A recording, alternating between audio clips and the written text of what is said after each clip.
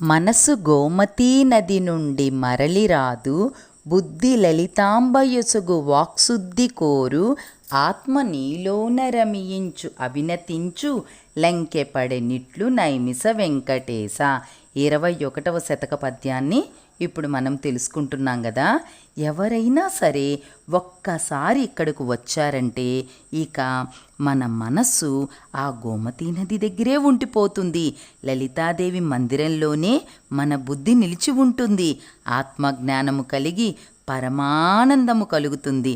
ఇలా ఈ నైమిస వెంకటేశ్వరుడు తనతో మనకు లంకె వేసుకుంటారు.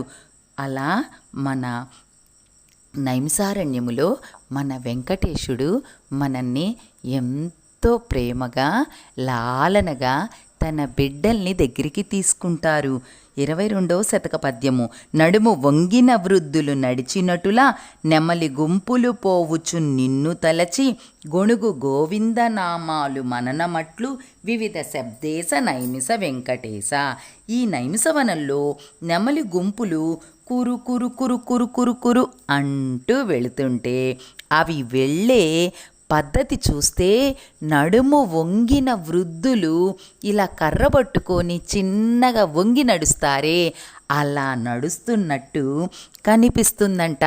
అలా నడుస్తూ ఆ ముసలివారు గనక కర్ర తీసుకొని చిన్నగా నడుచుకుంటూ గోవింద గోవింద గోవింద గోవింద అని నడిస్తే ఎలా ఉంటుందో ఆ నెమళ్ళు కూడా ఆ విధముగా నడుస్తూ వెళ్తాయంట. చూసారా, అది చూడటానికి 2 కళ్ళు చాలవు. 23వ శతక పద్యము. ధరణి ఆ మర్రి చెట్టును తరచి చూడ, లేత మొలకలు ఊడలు ద్యోతకమగు నందు వాలి క్రిల్యులు తల క్రిందులుగను వేలచున్నట్లు నైమిస వెంకటేశ.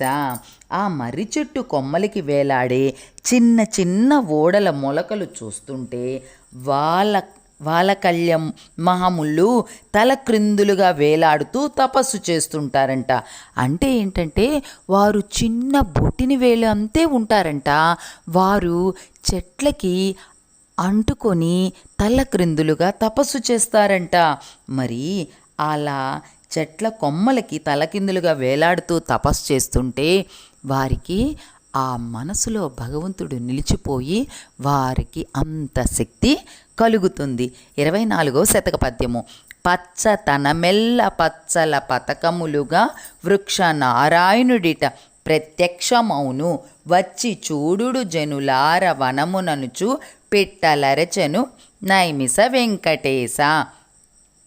చెట్ల ఆకులు పచ్చదనమెల్ల అంతా పచ్చల పతకం చేసుకొని ఇక్కడ వృక్షనారాయణుడు ప్రత్యక్షమవుతాడు.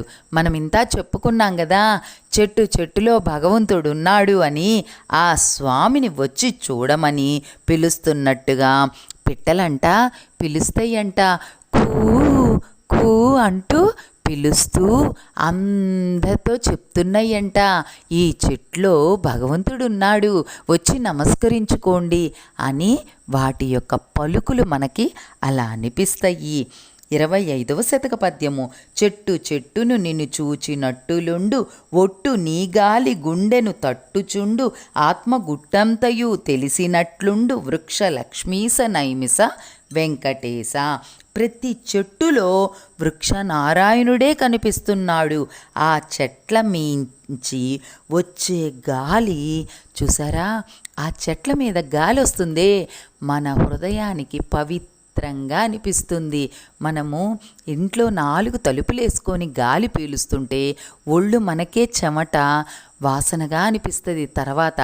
కానీ బయట ప్రకృతి గాలికి ఎంత ఆహ్లాదంగా ఉంటుందో అంతకన్నా 1000 రెట్లు ఎక్కువగా నైమిసారణ్యంలో అడుగడుక్కి ఉండే ఆ చెట్లకి ఆ వచ్చే గాలి మన మనస్సుకి హత్తుకొని చల్లటి గాలి మనసు ప్రశాంతంగా ఉంటుంది.